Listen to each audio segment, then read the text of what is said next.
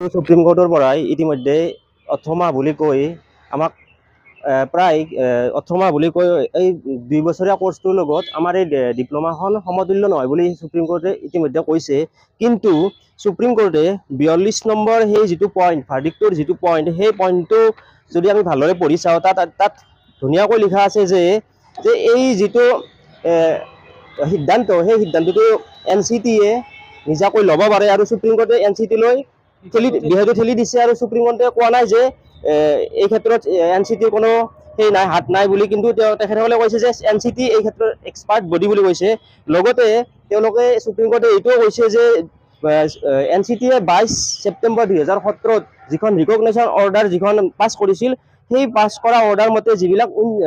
In service teacher আছিল 2017-19 ছিজনৰ যিখিনি ইন সাৰ্ভিস টিচাৰ এই 19 চনৰ 1 এপ্ৰিল তাৰিখে যিখিনি DLED কৰিছে সেই সকল সম্পূৰ্ণ এই ক্ষেত্ৰত ভেলিড। আৰু এই ক্ষেত্ৰত আমি সুপ্ৰিম কোৰ্টে যদি ভাৰ্ডিক্টটো চাওঁ ইয়াত লিখাই আছে যে as such the said judgment does not apply to the present case, আৰু